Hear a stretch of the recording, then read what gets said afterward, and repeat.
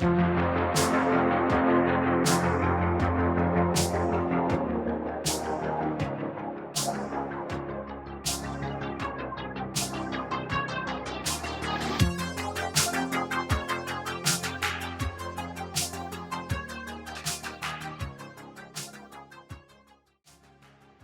and welcome to Contra Mundum. I am your host, Pastor Andrew Isker, and please welcome my co-host, CJay Engel. Hello, CJay. How was your week? I've been very busy this week. Did you see? A couple weeks ago, I posted pictures of the trailer I'm building. Mm-hmm. That's actually what I do for a living. Nice. That's my company. So we've been like just absolutely smashed busy, like 4 a.m. to like 11 at night kind of thing. Nice. So I'm like barely functioning. All right. Well, I guess I'm gonna have to carry the podcast today. But yeah, I didn't have to. Yeah, I'm gonna take a nap, but I didn't have time to get to the post office. Unfortunately, I've been so busy, so I apologize for that. Yeah, well, that was the whole point of the delay. So now here we go. Yeah, we're recording today on Friday, so this is golf day. So that explains, why I'm attired the way that I am and dressing. I'm tired too. Golfing. Yeah, well, dad jokes. It's almost Father's Day. Okay. So anyway, rather than just talking about golfing and building campers, we want to talk about more important things. Oh, those are fun things, but more important things than that. This week, a few things have happened. We just entered the month of June, which is a very high holy month for the Globalist American Empire. They celebrate all manner of sexual degeneracy this month. And to kick off this month, Senator Ted Cruz tweeted his opposition to a law in the country of Uganda. Now, most of the people who voted for Ted Cruz would have, on an unlabeled map, difficulty identifying which country in Africa is Uganda. I don't even know if I could, actually. And I won my high school geography B in 8th grade. You've been there, okay? I've been there, yeah. Yeah, I don't know if I could. I might mix it up with with South Sudan or something. So anyway, he's very concerned about the laws in Uganda because it violates something very sacred to American democracy, which is men being able to have sex with other men. That this is the most holy principle in the globalist American empire. It's sacrosanct. It's inviolable. And so Ted Cruz is very concerned, very upset about this. Of course, why does Ted Cruz tweet about this when the majority of his base, right? The majority of Texans do not care about this. Or it's called consensus signaling. That's what he's doing. He has to demonstrate his fealty to the regime. And the regime has priorities, and you are supposed to be on board with those priorities as a participant in the regime narrative and as in the extension of the regime's hegemony in the world. There's so much you can say about this. Like, first of all, like, news comes out of all these African countries every day about various laws that were passed. There was recently a South African law that was passed that basically gives like racial priority to water access. For black people over whites. Yeah. And I didn't see anything from Ted Cruz about that because it's not part of regime priorities. No, in fact, like the regime positively supports a law like that. They made laws like that, or they did policies like that in our country. In my state, Minnesota, they prioritized, COVID medicine on the basis of race, right? Black people, whatever diversity points you got to have these antibiotics or what are these antiviral medicines, whatever they were, you had first dibs on them. All right, they divvied it up by race. So South Africa's doing the same thing. Mm-hmm. Now, Ted Cruz doesn't care about that. Ted Cruz doesn't care about that at all because here's why. This is why Ted Cruz cares about this. Not because Ted Cruz cares about this. It's because there's this billionaire in Nebraska, or who knows where he actually lives, named Paul Singer. And Paul Singer is majorly pro-gay. I don't think he himself is gay. I think like he has a brother or something that's a homosexual. But he's majorly pro-gay. He's one of the guys behind the main guy behind pushing the Republican Party to being pro-homosexual. And he's also the guy that like destroyed Cabela's and Bass Pro Shops. He bought that all up. So if we want to talk about boycotts later, maybe that's a good place to start. That's not But that's not yeah, regime approved. no, it's not at all. And so this guy Paul Singer, right? He is big money behind the Republican Party, and so Ted Cruz, if anything, like to try to figure out what Ted Cruz's intentions are in the future, he's probably looking down the road to 2028. That either Trump or DeSantis will be out of the picture for one way or the other, and that it'll be a wide open field in 2028. And maybe, just maybe, Ted will be able to rehabilitate his image, even though he barely squeaked by in Texas against a loser, Beto O'Rourke. Right? I mean, he's pretty vulnerable actually in Texas, Mm-hmm. but nonetheless, he wants to get some big bucks from Paul Singer, and so he tweets this out. Also, like I think one of his kids is homosexual or something like that, one of his daughters, and is constantly used by these people to counter signal him and attack him. I mean, it's really very sad what's happening to him, but maybe there's personal things going on with him as well regarding this stuff. I mean, there are many such cases of Christians who were at one point anti-gay that become majorly pro-gay because one of their kids gets infected by the mind virus. Mm-hmm. So yeah, I mean, there's the fact that he's taking that position, and it's barely worth mentioning the fact that if you look at the law itself, it's really like the death the death penalty yeah, is focused on like child rape, right? yeah, the death penalty is focused on. I mean, the things that qualify for the death penalty under this law are if you rape a child, You're or right. if you rape a mentally disabled person or a drugged person, um, or if you intentionally spread HIV. Mm-hmm. And of course, in California, they decriminalized that. Mm-hmm. It's not a crime to do that. But in California, they pay 20 grand a year to men with HIV to have PrEP and antiviral medications to be able to not have any symptoms, to be able to live with HIV.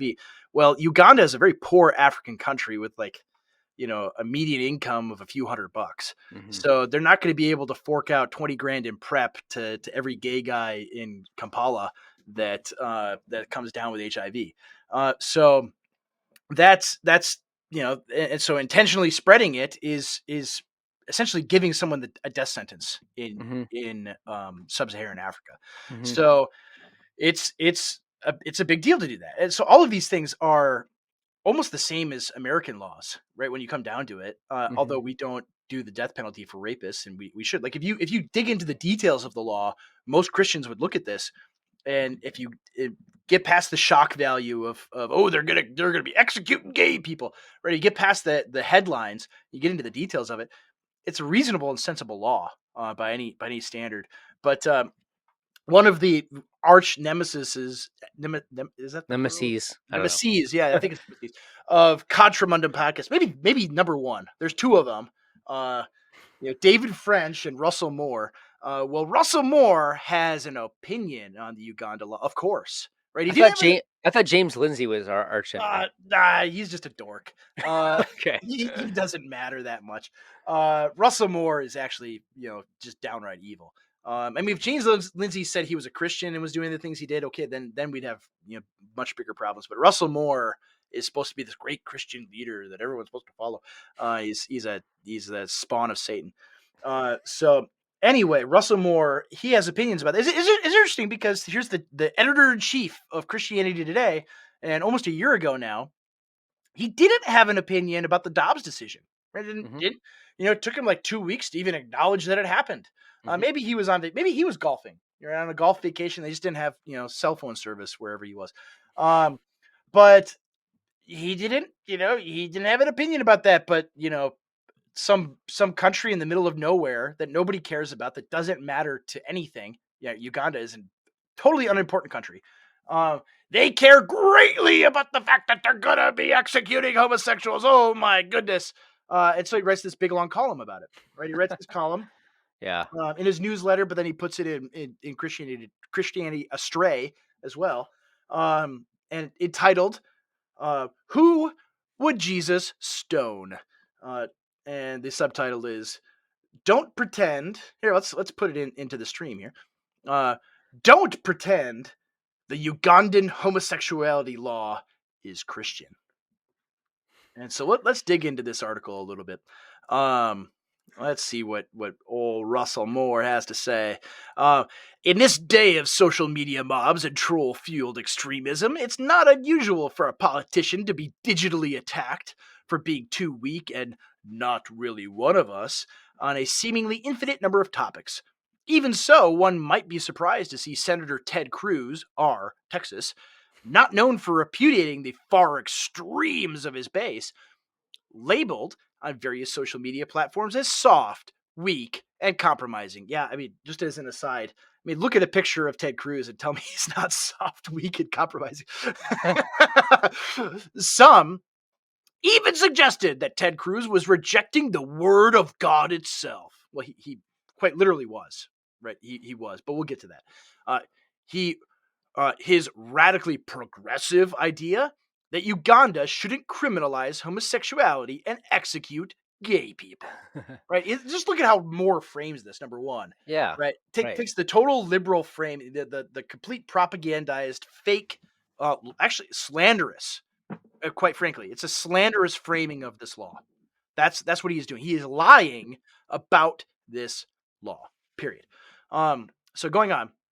Normally, a social media controversy is the most ephemeral of pseudo events, right? He doesn't care. Oh, I don't care. This is what these people do too. It's like, oh, I don't care about social media. Oh, it's not important at all. I don't care. It's like, actually, they totally care. They totally care. Like, it's hilarious because if Russell Moore didn't care, he wouldn't block even like the most mild criticism, right? If you haven't earned a Russell Moore block, you probably have never replied to him about something. Anyway, people want to be noticed, post shocking and even ridiculous things. Y'all, it's not just Target that's gone woke. Let's boycott Chick-fil-A too, right? Number one, we're going to talk about this later, right? We're going to have time for this. You think, CJay? If we have time, we'll get to Chick-fil-A and Target as well. But Chick-fil-A is bad. Don't go there. I mean, it's all seed oils anyway. Don't eat that stuff. It's garbage. It makes you fat and stupid. So number one, even posting ridiculous things to get attention, knowing they'll be denounced and quote tweeted, which will amplify their reach.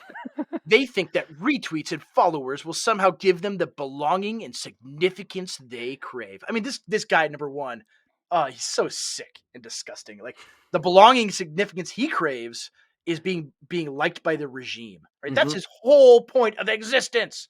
Going on. Often the best course is to ignore such things in the spirit of Proverbs 26:4. Do not answer a fool according to his folly, or you yourself will be just like him. Sometimes, though, their kind of trolling can lead us to two catastrophic ends that should concern those of us who follow Christ. The unjust killing of human beings made in the image of God. Number one, like Russell Moore is saying that homosexuals who rape children are made in the image of God, so Uganda should not execute them. That's what Russell Moore is arguing here. I just want everyone to know this. And two, at the same time, the bearing of false witness about what the Christian gospel actually is. I mean, who bears more false witness about the gospel of Jesus Christ in America than Russell Moore? Really? I mean, who lies more about who Jesus actually is than guys like him? Just disgusting. All right, continuing on. At issue is a harsh new law. Harsh law. New law signed by Uganda's president, Yoweri Museveni, that would not only outlaw homosexuality, but also mandate conversion therapy style rehabilitation for gay people who are arrested, and require a kind of surveillance culture in which citizens are criminally liable for not turning in people they know to be gay. Right? Man, what would it be like to be living in a surveillance culture, right? In a police state? Oh man, that would be horrible. What would that be like? I mean, he cares more about this. Like, is there a single word of Russell Moore about the Patriot Act or the NSA spying on everything that we've ever? Have you seen anything like that, CJay? Right? Never. Anything from him about the police state we live under in the United States? Of course there isn't. But he is also worried that people are required to turn in homosexuals who rape children in Uganda. He's very worried about that. Mm-hmm. But most chilling of all, the law would impose the death penalty on categories deemed to be aggravated homosexuality, right? Did he even Now, define? He doesn't even define that, does he? he doesn't quote the law and show what they define as this criminal category of aggravated homosexuality, right? He doesn't define what it is at all. Right? He doesn't define what it is at all. But the law specifically under aggravated homosexuality is what we just said. It's intentionally knowingly infecting other people with HIV. It's raping children. It is raping people who are mentally disabled, and it is raping people who are under the influence of drugs or passed out. Right? That's what aggravated homosexuality is. And Russell Moore thinks that those things are not deserving of even being criminalized, much less the death penalty. I guess he thinks those things are okay, maybe. I don't know. Maybe because they're made in the image of God, that you should be allowed to do those things, right? Is that what he's saying? I don't know. Of course, repressive regimes violate human rights all the time and all around the world, and there are vast limits on how much other nations can do about it. Right, vast limits on what other nations. What is he suggesting here? Right, is he suggesting regime change in Uganda over this? Right, I think that's what it. What else could this mean? Right, then we have limits on what we can do around the world. They're violating human rights. I mean, think about the language that he's using. Right, he jumps back and forth. Right, he goes from Christian language, and CJay, you talk about this all the time. All right, he goes from using this Christian language and framing regime policy and regime points of view in this Christianese language, but then he jumps to liberal democratic language, moral terms like human rights. Yeah, Well, because the Bible doesn't talk about human rights. Because that's his function. His function is to take the priorities, the ideology of the regime, and put a biblical dress on it. Like that's literally his function. Yeah, and it has been for quite some time. That's what this guy does. Yeah, and if he does that, then like when he dies, then now all of the regime like op-ed writers at all these major newspapers are going to write beautiful pieces about how he transcended politics, and like that's literally like how these guys go out. Like they're remembered forever as stalwart defenders of the regime against extremism, which which is just extremism, is just believing the Bible, believing what everybody for 2,000 years that confessed Christ believed. So we'll continue on. But in this case, many are wondering whether the primary problem is that Uganda is taking the Bible out of context. Right? Russell Moore would never, ever take the Bible out of context. No. He would never do that. So anyway, let's see what he has to say here. Some of those sniping at Cruz, especially for his categorization of the Uganda law as horrific and wrong. Actually, the word that Ted Cruz used in the tweet was an abomination. Mm-hmm. Right? That's a biblical word. And it's actually, and Moore goes on here to quote the book of Leviticus. And the book of Leviticus calls a man lying with another man, and not only says that that's a crime deserving of death, but also that it is an abomination before the Lord. And so what Ted Cruz is doing is saying that Uganda doing the thing that God told ancient Israel to do, and we can argue, we could discuss whether about theonomy and whether whether it's right or whether Uganda should use the laws of ancient Israel for their own legal code. We can talk about those things. But at one level, right, at a basic level, there was a time and circumstance where God said, this is good. You must do this, Israel, or you are disobeying me. And you must do this because this is an abomination in my eyes. Right? That's what the book of Leviticus says. But Ted Cruz does the opposite. He says, right, Uganda doing what God told Israel to do is the abomination. Mm-hmm. Right? He's calling good evil and evil good is what Ted Cruz is doing. I mean, it's astounding.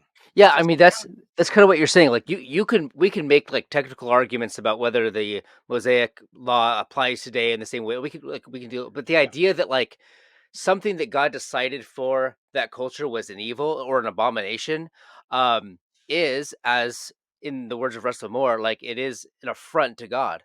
Yeah, Like, it's insane. yeah. I mean, and they can do this with any other issue too, and they do this with other Hmm. issues.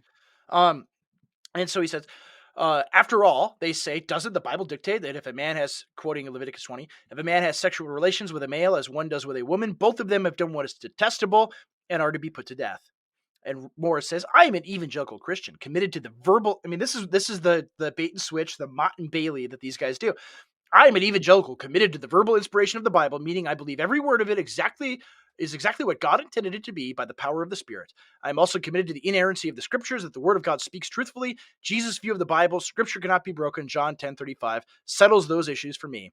I'm also a Christian who agrees with the teaching of both the Scriptures and the Church, Orthodox, Catholic, and Protestant, for 2,000 years, which is that marriage is a one flesh covenant between a man and a woman, that sexual expression outside of that covenant is wrong.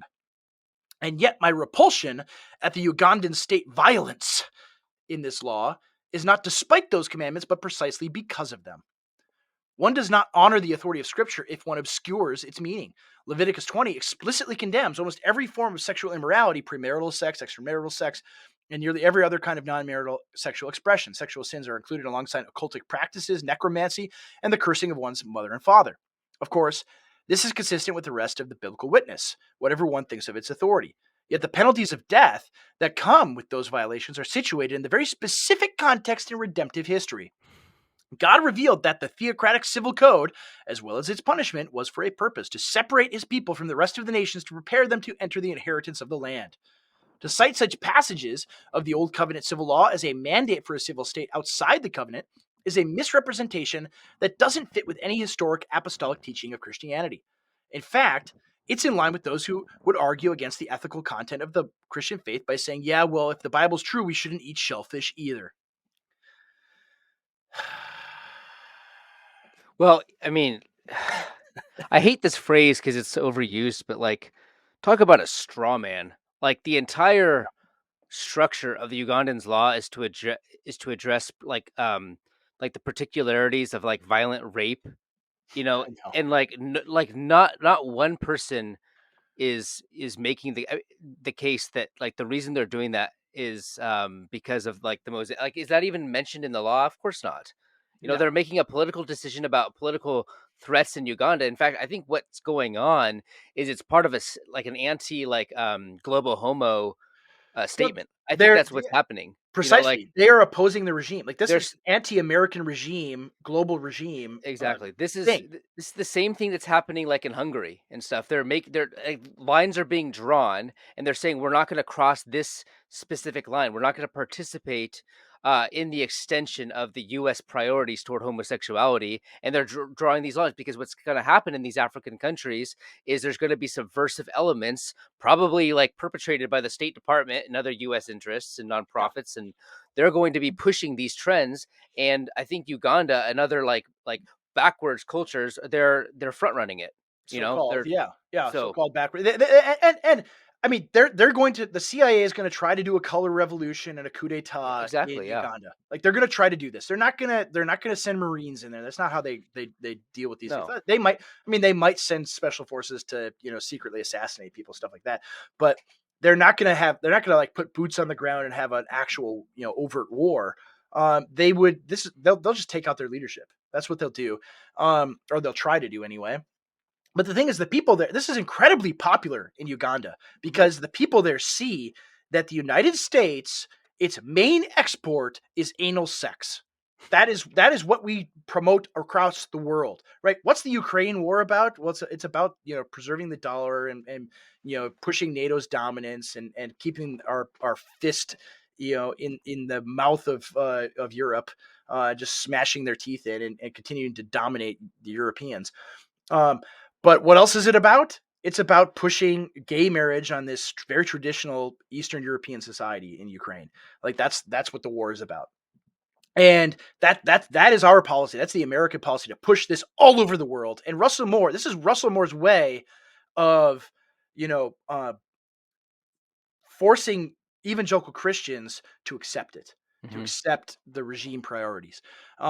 And so, I mean, so like the argument, yeah, one, it's a straw man, but two, just like biblically, he continues to make this argument. I think we need to break this argument down, because there are a lot of Christians that are susceptible to this and need to see that, like, no, this snake, this Satan, Russell Moore, is doing Satan's work here by manipulating the Bible, right? Because this is what these people do, right? They don't just outright reject it. They don't just say, "Oh, homosexuality is great." They say your resistance to it is what's wrong. That's what's bad, and you're not being a good Christian if you resist it. That's what he's trying to do. They're trying to chip away at evangelical stalwart opposition to homosexuality. That's what they're trying to do. That's not gonna come from like the lesbian ELCA pastor woman pushing this stuff. It's like evangelicals are not going to listen to those people saying that you're only a good Christian if you're pro-gay. They're going to listen to someone like Russell Moore, who was one of them, and is saying, hey, if you're not a winsome, nice, faithful Christian if you don't view these people as in the image of God and just let them have their human rights. So continuing on what he says here, the moment one hears this, one knows that the arguer either isn't aware of the Old Covenant, New Covenant distinctions in the ceremonial and food laws, which is a major emphasis in the New Testament, or is arguing in good faith. The same applies to those who would say, well, the church in the book of Acts shared their possessions in common, as an argument for the state-imposed communist totalitarianism of Lenin, Stalin, or Mao. In the New Testament church, the apostles resolved the question of the law in a council at Jerusalem. They did not, as some might argue, wipe away the moral content of the Old Testament law. For instance, Christians, whether Jew or Gentile, were still to abstain from sexual immorality in Acts 15:20. But the New Covenant community was not a reconstruction of the Old Testament code of criminal penalties for violations of holiness. In fact, we have example after example of Jesus and the apostles teaching the opposite. I hold as authentic scripture the passage in John, which Jesus stops the stoning of an adulterous woman. Let any one of you is without sin to be the first to throw a stone. I know some Christians believe it to be a later textual addition, but even if it were true, Jesus' posture towards sinners was consistent throughout the Gospels. In writing to the church in Corinth, the Apostle Paul rebuked an example of sexual immorality explicitly mentioned in the text of Leviticus 20, having sex with the wife of a family member. Paul also quoted, "Purge the evil person from among you," in 1 Corinthians 5:13, a text which was used in the Old Testament civil law to denote the death penalty, Deuteronomy 13:5, 17:7, and 22:21. Yet Paul did not use this language to call for any criminal penalty by the state, and certainly not execution. Instead, he saw the "you" of the new covenant as applying to the church, not to the state. And the church is not given the power of the sword. Matthew 26:52, Romans 13:1-7, 2 Corinthians 10:4. This is just like I'm so tired of these statements, because so facile. It's so facile, but it's also like the same argument that, like, is anybody saying that the church needs to go in here and execute people? No. Like, this is just part of his posturing. It makes zero sense. It's so bad. Like, we're almost to the end of the dreadfulness here. Yeah. Moreover, Paul specifically notes in his letter that the church does not have judgment even over outsiders. The local church should remove a sexually immoral person, if finally unrepentant, from membership in their community, but this does not mean they should stop associating with those who do the same things outside of the church. What business is it of mine to judge those outside the church? Are you not to judge those inside? The word judge here does not mean make moral assessments of what's right and wrong, but rather identify who's accountable to whom. In other words, the world is not accountable to the church. The church is accountable to the church, and even then, not with physical and criminal penalties, but with the spiritual means of word and sacrament. And so, like, just pausing. It's all beside the point. It's all beside the point. These are not questions of the church.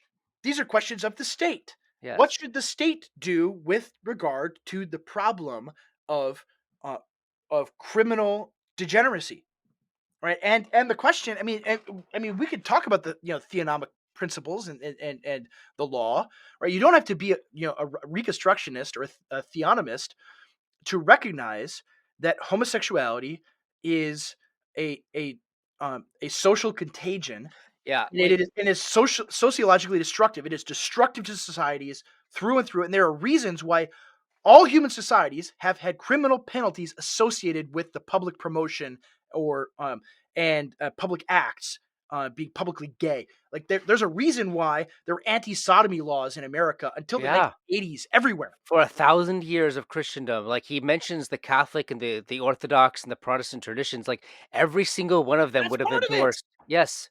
Every It's all single one part of of them it. would say, "There's what's your problem with the Uganda law? This is weird." Exactly. Yeah, like Every single one. this is the standard Christian view at the interest of the state and the good of the public, the public order, the civil order, because, and this is another thing too, like especially in the Protestant tradition, like marriage is a creational covenant. The state has interest in upholding good institutions and Yeah. approaching and confronting those that are subversive and politically evil. And that's exactly what this law is. It has like the church isn't even involved in any of this. He's adding these like symbolic talking points that have nothing to do with what's going on here. Yeah. Not one aspect of the Ugandan law has anything to do with applying Mosaic law today as some No. sort of like theonomic argument. Like that's not Well, even part of and any of this. and even if it was, like say it was, right? Even if it was, if Uganda wants to do that,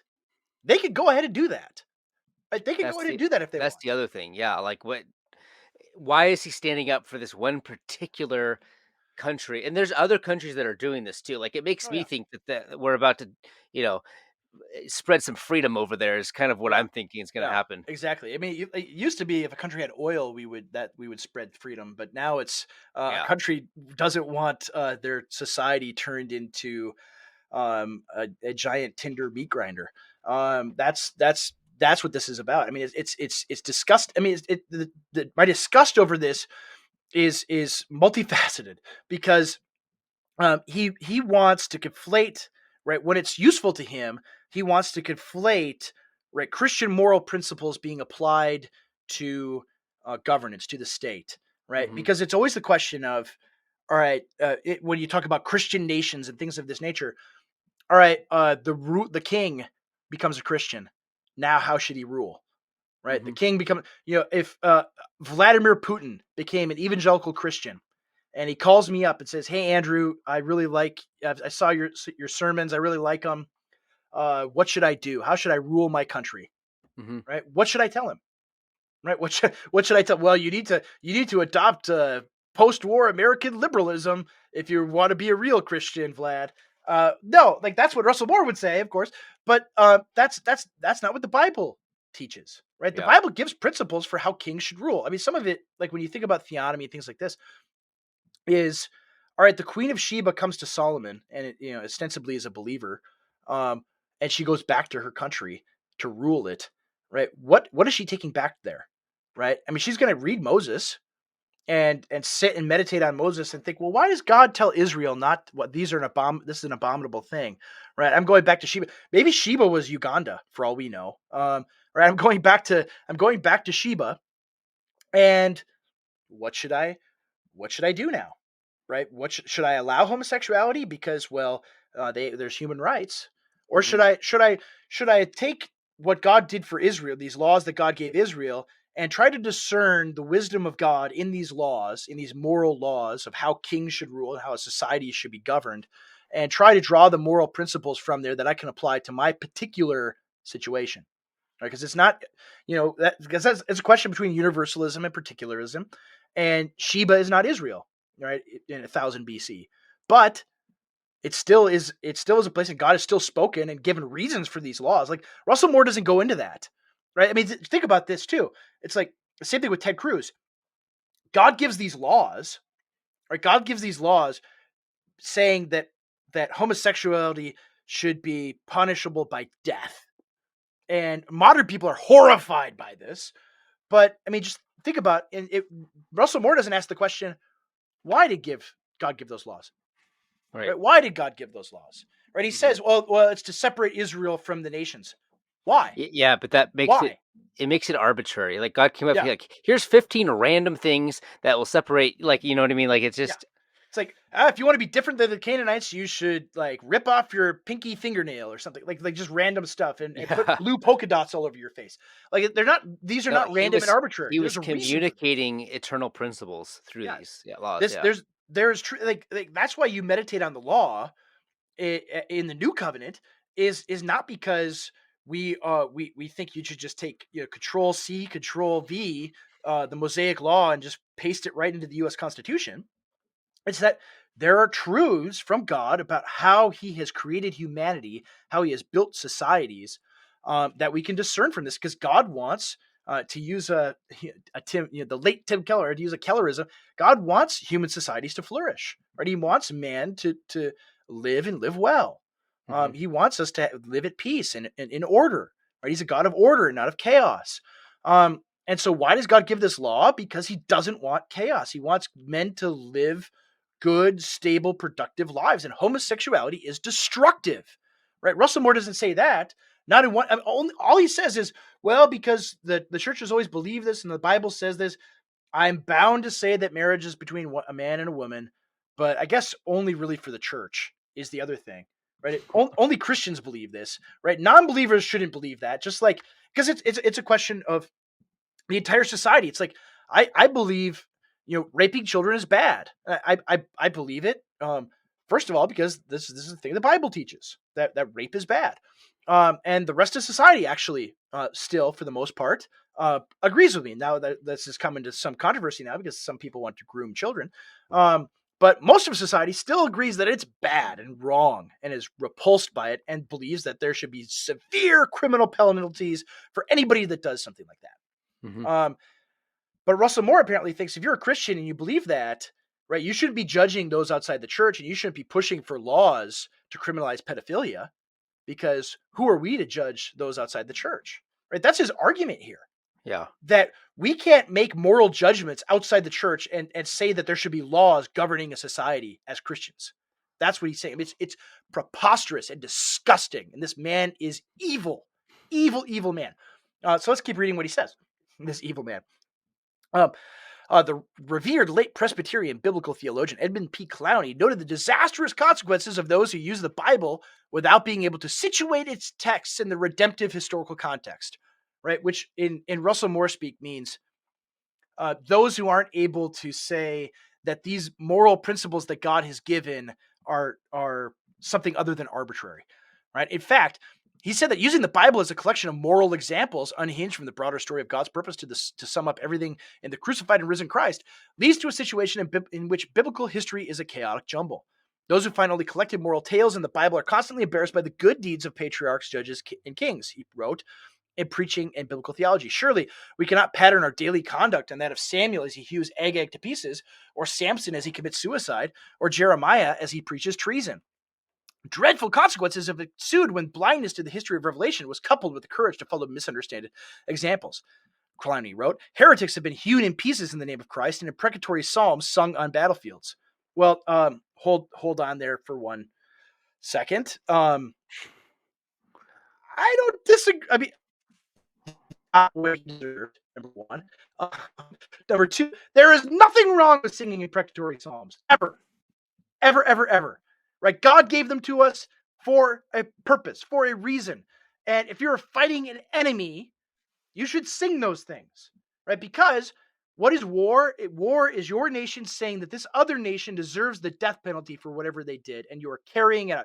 Right? He just said that Romans 13 is the state is given the sword to execute justice. Well, that's what happens in war, right? The state is saying this other nation is deserving of the death penalty. That's what war is. It's the death penalty writ large. And so, if you're executing the death penalty against someone who deserves it, they're evil and they deserve to have imprecatory psalms sung because God has handed the sword over to you and you are bearing the wrath of God literally. So there's nothing wrong with that. Clowney is a Marcionite, apparently, just like Russell Moore. Sick of these people. All right, in the unveiling of his purpose, God did indeed demonstrate his judgment through Samuel's sword and himself. But that moment in history is not where we are situated now. But the keys to those who are charged with authority Samuel. Misinterpreting this is the equivalent of concluding that one should sacrifice a lamb on the church communion table during a sermon series on Leviticus. At this time in history, God has commissioned us not to subdue the world with violence, but to bear witness to the one he sent. For God did not send his son into the world to condemn the world, but to save the world through him. Not everything that's a sin is a crime. But crimes are crimes, Russell Moore. Crimes are crimes. And God said this is a crime. God said this is a crime. Literally. He says it's a crime. And it wasn't arbitrary. It wasn't like, well, it's a crime because reasons, right? No. He said it's a crime. To equate all sin with crime, which God did here in this circumstance, it's a crime without the authority to do so. And the other thing is, In Romans chapter 1, what does God say? What does Paul say? Your God through the Holy Spirit through Paul. What does he say? He says about homosexuality, right? He says that those who do such things are deserving of what? Death. Right? They're deserving of death. That's in the New Testament. That's in the New Testament that Paul says this. They're deserving of death. So what are you doing, Russell Moore? You're saying that God is lying. You're saying that God is lying and that things that God says are good are bad. Evil. Evil, evil, evil, evil man. I'm done with him. You're not done. I don't believe you. I'm not done with him for this segment. It's disgusting. He's so evil. I mean, this is the kind of, like, he's much more dangerous and evil than all of the overtly pro-gay people in the church today. Right? That's what he's doing. I mean, I'll read his conclusion. I guess I'm not done. If the historic Christian vision of marriage and family is true and good and beautiful, as I believe it is, then we demonstrate that truth, goodness, and beauty to our unbelieving neighbors through our witness, not by threatening to kill them. Right? I mean, think about this in another way. If the historic vision of children is good and true and beautiful, as I believe it is, then we demonstrate that truth, goodness, and beauty to our unbelieving neighbors through our witness, not by threatening to execute child molesters. Right? That's Russell Moore's moral reasoning here. Oh, if you think children are good, you can't do anything to pedophiles. Yeah. Come on, give me a break. Unleashing the violence of state-ordained execution, imprisonment, and surveillance. And the other surveillance thing, too, is like we have the same thing in America. It's called mandated reporters. Right? If somebody has reason to believe that a child is being abused, you legally have to report it.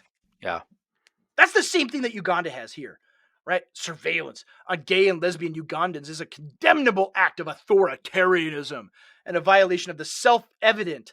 Like, this is the self-evident and unalienable rights to life, liberty, and the pursuit of happiness.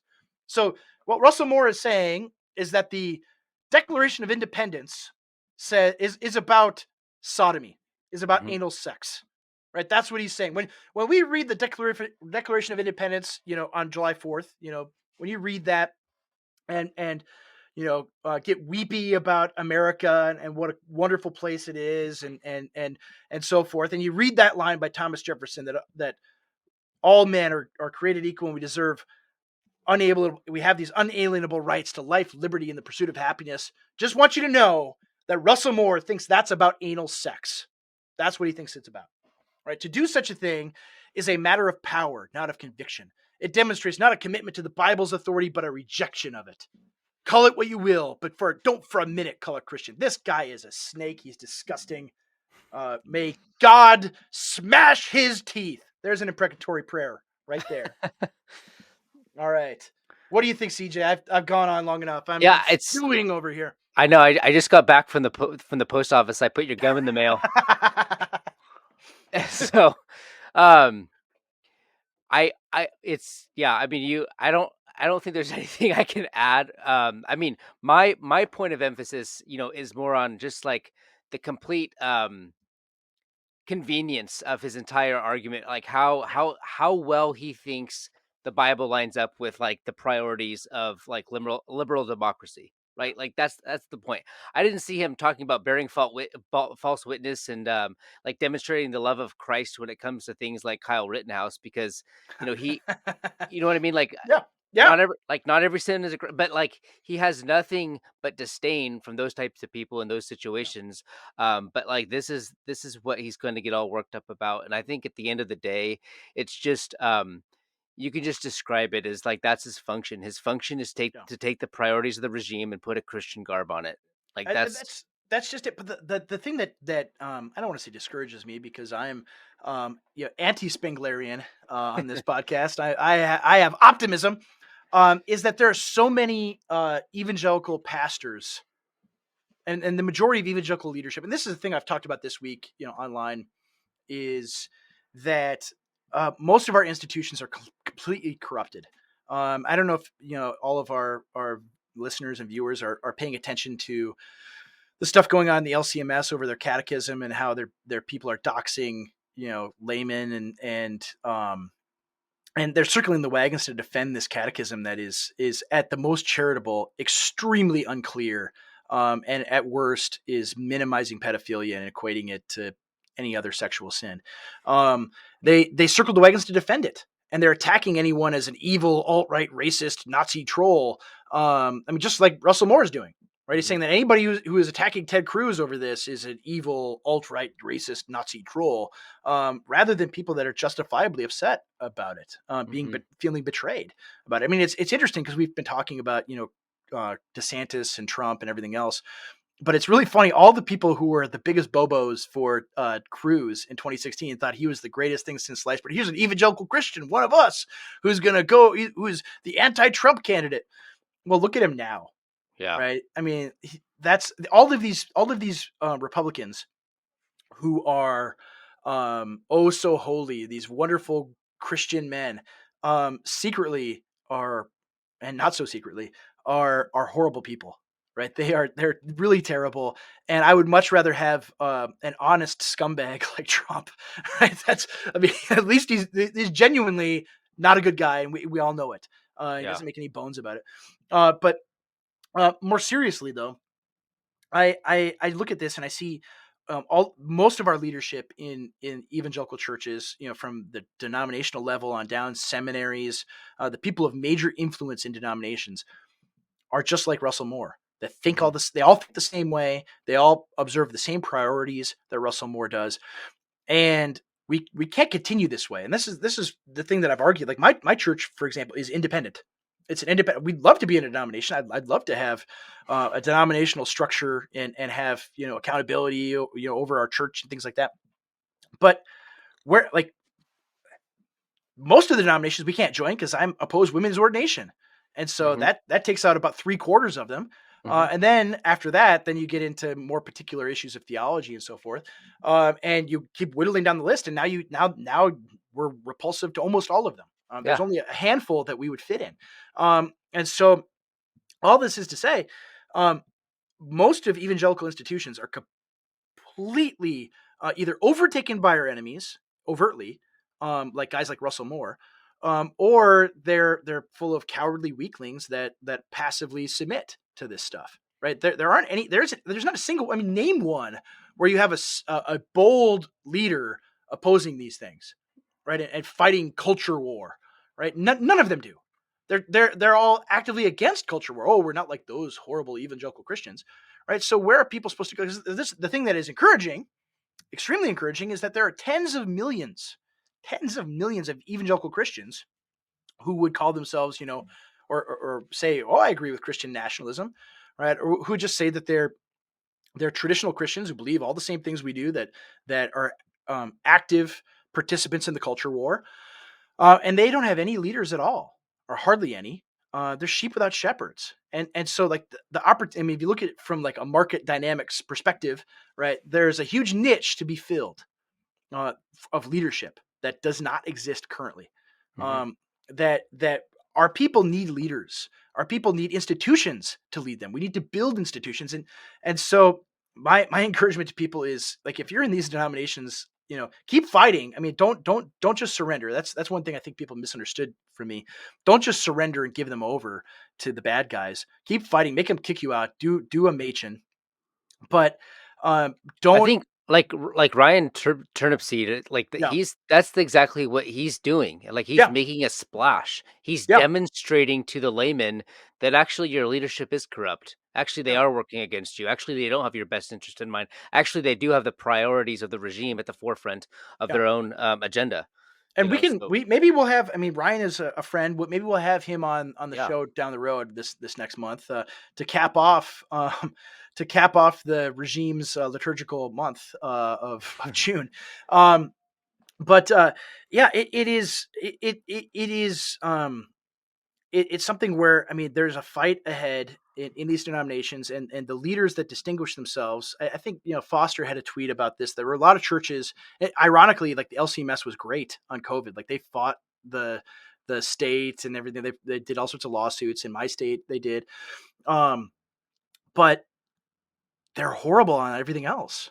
Right. The whole thing is punch right, engage left. That's what they're doing. They want to look good to the regime and to libs that, oh, we're not like these evil, horrible, bad people over here that have all these terrible opinions. We're not like those people. We condemn those people. And these people are like tiny little Twitter accounts that hardly anybody follows. We're not like those people. No. We're the good people, and we want to preach grace and mercy, and we're not going to fight culture. I mean, their president, Matt Harrison, that's what he talks about. We're not called to fight a culture war. It's this totally pacifistic, wimpy radical two kingdoms. Really, ultimately, what it is Anabaptism, right? Yeah, That's what it's they actually believe. funny because I'm interested in like two kingdoms, but like it's funny how like Me too. Yeah. it's funny how like anti two kingdoms it is, because Yeah. if what you're saying is part of like the church or whatever, you're not supposed to, fight the culture war.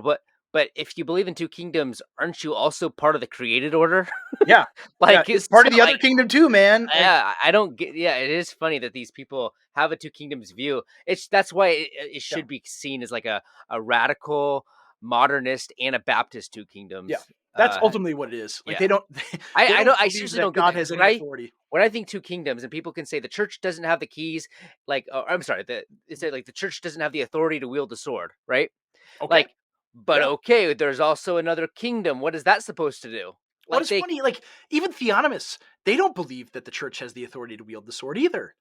Right? They don't. yeah, exactly. It's They all don't made say up. It's all made up it's like these criticism. Yeah. like and Moore makes this point like, oh, you're saying the church should wield the sword. No one is saying that. Nobody's saying that. Not Yeah. not even the most rabid Rushdoony lover is saying that the church should wield the sword. Not I not think not that even one of them. that argument I've seen more than any others in response to the Christian nationalism. It's Yeah.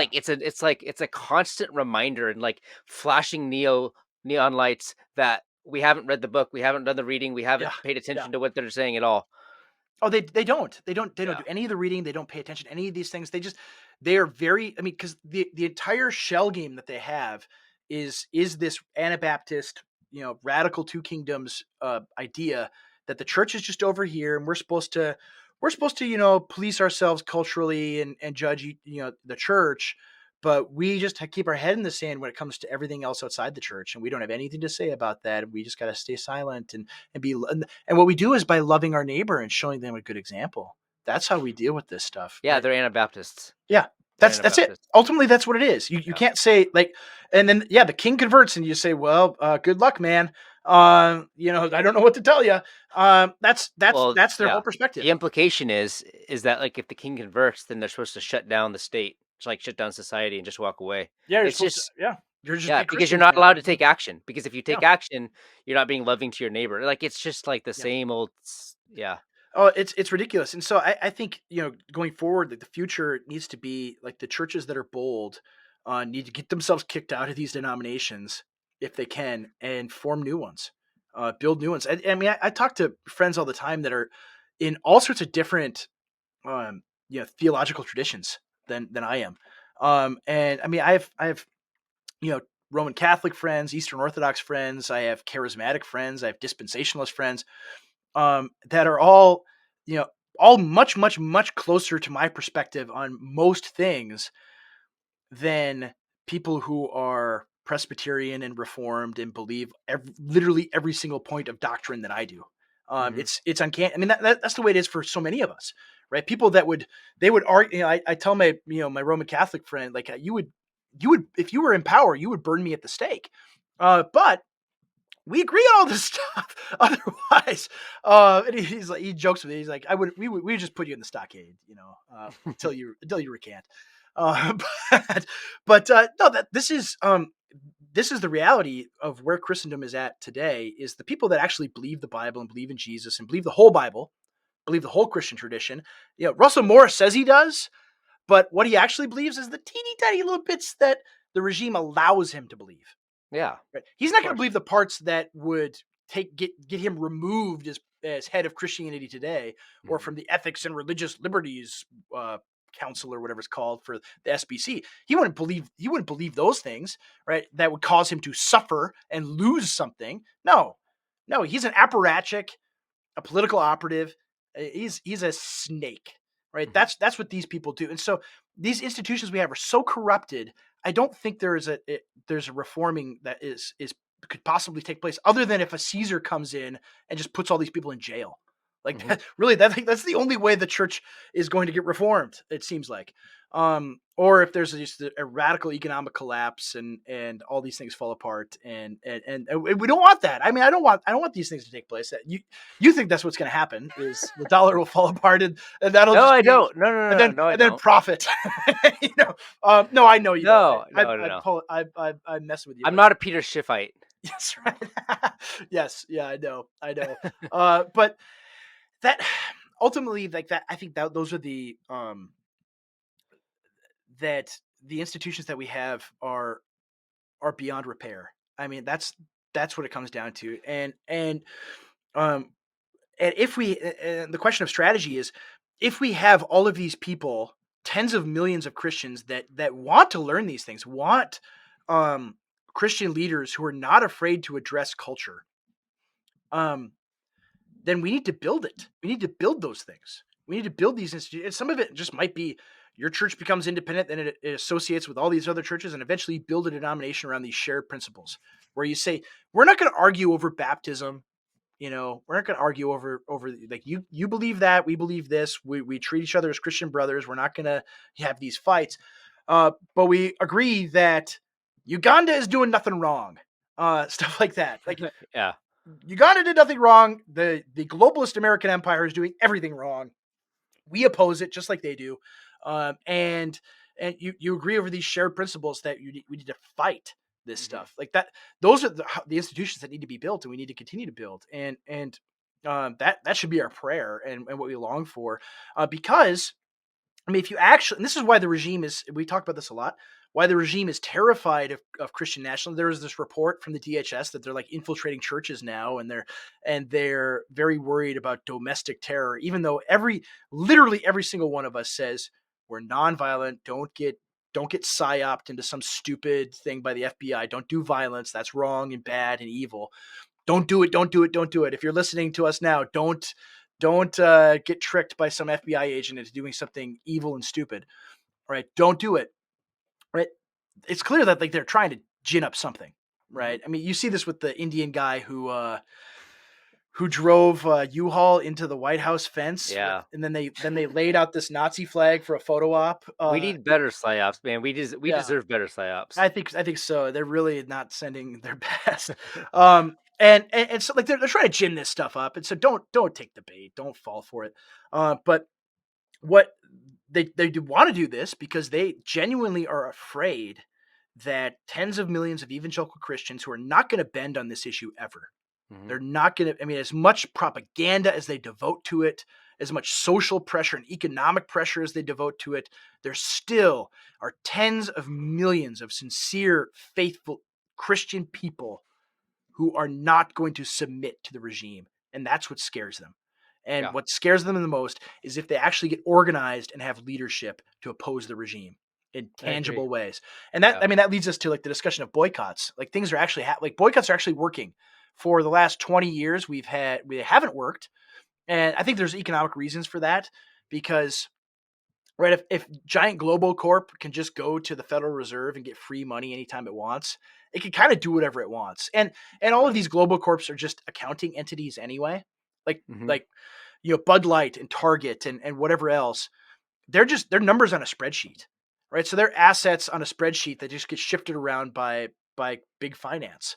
And so if the brand implodes, well, they just shift the assets around and they reconfigure, and maybe they go bankrupt, maybe they not. Well, that's a bad decision. Oops. And then they just shuffle things around and they keep on rolling, right? Nothing happens to the regime, right? Financially, right? The global corporations, nothing happens to them ultimately. Like people still buy beer, and they're going to still buy beer from InBev. But the brand is destroyed forever, probably. Bud Light will probably disappear. And Target's the same thing. Right. And right now, the current economic environment is really precarious because they can't get free money all day long every day. And the economy is slowing down. And so retail is one of the first things to slow down.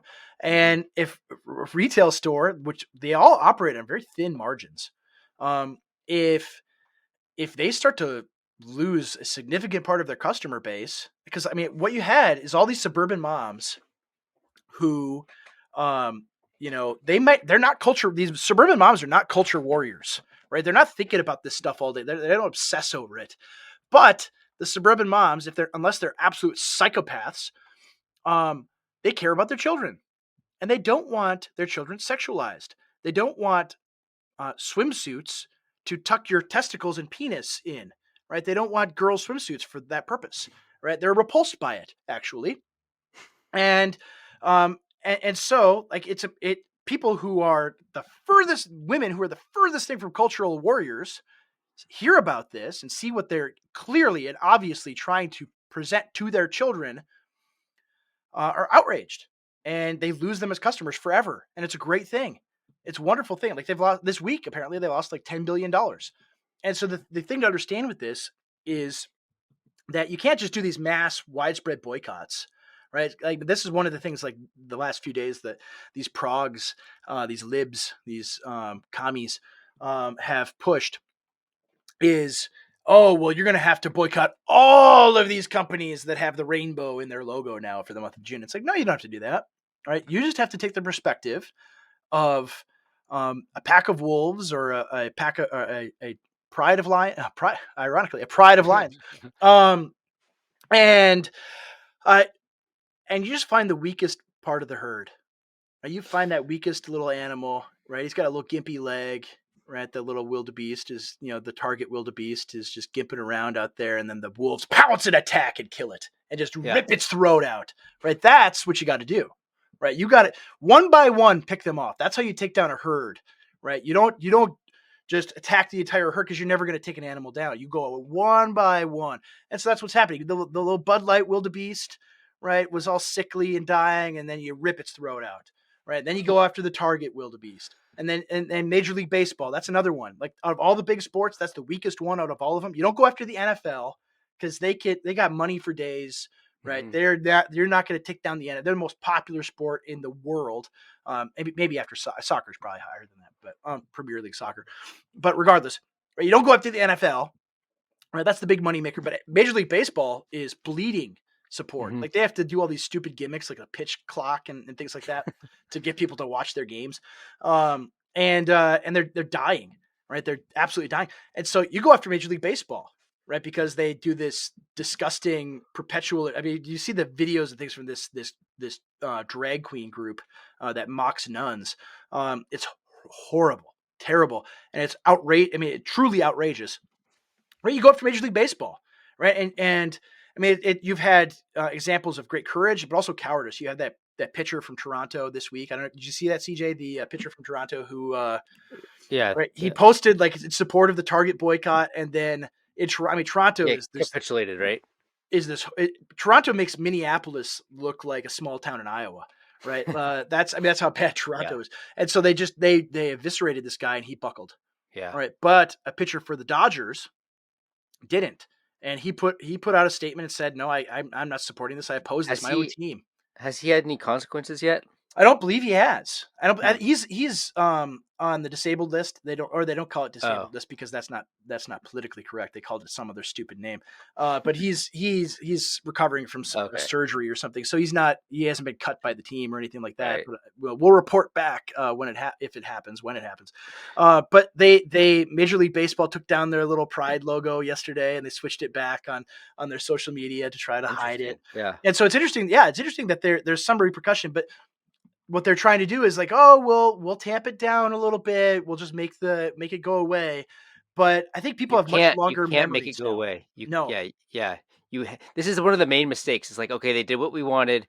We'll give them another chance. No, you have to kill them. You have to kill him. Major League Baseball needs to die. Like I haven't gone. I used to be a huge, like I could tell you every member of the Twins 40-man. I was a huge sports ball guy. I could tell you every guy in the Twins 40-man roster. I pay attention in the off season, all the little moves they're making and everything. Twins have always been terrible, except when I was 5 years old. Anyway, after they decided to boycott a game after a rapist in Kenosha got shot by the police justifiably, I said, I'm done. And then when I was done for that season, I'm like, I made the mistake. Oh, maybe I'll come back. Well, after that season, after Georgia passed, a very reasonable voting rights law, Major League Baseball moved the All-Star game out of Georgia to punish the state of Georgia. And I'm just like, these people don't want me to have a right to vote, right? Because they want to punish me for wanting secure elections. So no, I'm never giving another dollar to Major League Baseball. And of course, my $100 a year that I would spend on a ticket and a beer and a hot dog doesn't amount to much, but collectively it does, right? Collectively it does. And I haven't even watched, maybe more than like 10 pitches, right? If I'm somewhere with a TV on, I look up and I don't even watch it. I don't care about it at all anymore. It doesn't matter to me. And part of the difficulty with like boycotts and shutting these things down is because like global homo has taken over everything. And so if I wanted to do this widespread across the board boycott, I would have to like live like Ted Kaczynski in a cabin, right? But you shouldn't have to think that way, that I'm morally bound to boycott everything. No, you could be targeted and selective, right? Mm-hmm. That's the new thing that we have to understand, is if we collectively act and attack the weakest among these corporations, that has an effect. That has a big effect. And that's what we have to keep doing. Not feel guilty like, oh man, I bought a coffee from Starbucks and they're super pro-gay. I feel terrible now. No, don't feel terrible. Like, selectively consume. And I mean, you can always consume less. That's the other thing. Consume less and extract yourself from the system, of course. But you shouldn't feel terrible for not boycotting every single thing all the time, because the power of boycotts is in this way. We were attacked by the CIA here. My power was taken out, and so you in your bunker. I know. Now I truly am outside. Anyway, what do you have for this week as we wrap up? I wrote a new essay as a summary of my longer essay for Paul Gottfried's anthology. I wrote a summary of it. It's on my Substack, cjingles.substack.com, and you can find that on the homepage. And then at Contra Mundum is my Twitter. Awesome. For me, I have that series of articles coming out on Gab News that respond to a criticism of our book, and I think they're all really good. A lot of good stuff in those. So please check those out. Unfortunately, because of the CIA attack on our compound, we're not going to have time for We're All Going to Make It to join us this time. Maybe next time. But for all of us here, including CJ and me, thank you so much for listening, and we will see you next time.